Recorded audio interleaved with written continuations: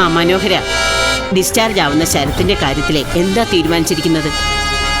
നമ്മളെന്തിനാ അതൊക്കെ തീരുമാനിക്കുന്നത്? പിന്നെ തീരുമാനിക്കണ്ടേ?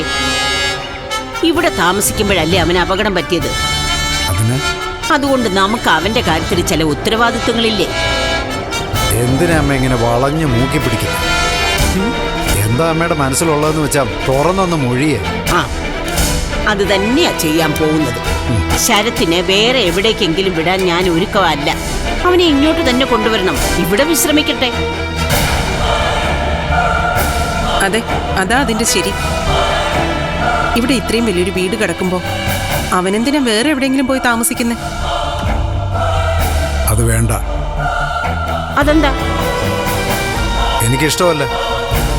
അപ്പോ ഇവിടെ ഞങ്ങളുടെ ഇഷ്ടത്തിനൊന്നും ഒരു വിലയില്ലേ? അവൻ എങ്ങനെയെങ്കിലും ഇവിടെ നിന്ന് പോയി കിട്ടിയാൽ മതിയെന്ന് വെച്ചിരിക്കുമായിരുന്നു ഞാൻ. അപ്പോഴാ ഇങ്ങനെയൊരു അവസരം കിട്ടിയത്. ഈ അവസരം വിനിയോഗിക്കുകയാണ് വേണ്ടത്, അല്ലാതെ വീണ്ടും അവനെ ഇങ്ങോട്ട് വിളിച്ചു വരുത്തുമല്ല. അവൻ ഇവിടെ തന്നെ വരും. ആരെതിർത്താലും അത് തന്നെ നടക്കൂ. നിത്യമോൾ എന്തു പറയുന്നു? അല്ല, അതിപ്പം ഞാനെന്ത് പറയാനാ? പിന്നെ നീ നിന്റെ അഭിപ്രായം പറയണ്ടേ മോളെ? നിന്നെ കല്യാണം കഴിക്കാൻ പോകുന്ന ആളാ ശരത്ത്. അവന്റെ ഭാവിയെ കുറിച്ചൊരു തീരുമാനം എടുക്കുമ്പോ നീയും അതിൽ പങ്കെടുക്കണ്ടേ?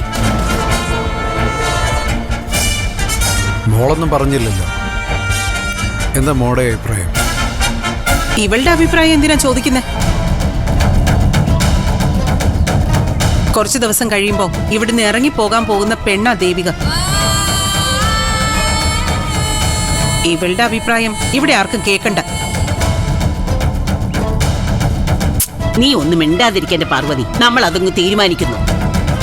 ആശുപത്രിയിൽ നിന്ന് ഡിസ്ചാർജ് ആവുന്ന ശരത്തുമോൻ ഈ വീട്ടിലേക്ക് വരും. അതാർക്ക് ഇഷ്ടപ്പെട്ടാലും കൊള്ളാം, ഇഷ്ടപ്പെട്ടില്ലേലും കൊള്ളാം. അല്ലെങ്കിലും രണ്ടാൾക്കും ഏത് കാര്യത്തിനും ഒറ്റ അഭിപ്രായമാണല്ലോ, അല്ലേടാ? അത് പക്ഷേ ഈ വീട്ടിൽ ചെലവാവത്തില്ല. നീ വന്നേ പാർവതി, മോളിഞ്ഞു വന്നേ. അവരെങ്ങനെ പലതും പറയും. മോക്കിഷ്ടമല്ലേ ശരത്തിനെ ഈ വീട്ടിലോട്ട് തിരിച്ചു വരത്തില്ല. ഞാനാ പറയുന്നേ. അങ്ങനെ ഒരു തീരുമാനം എടുക്കണ്ട അച്ഛാ. ശരത്ത് ഇങ്ങോട്ട് തന്നെ വരണം. നമ്മുടെ കൂടെ ഈ വീട്ടിൽ തന്നെ താമസിക്കണം.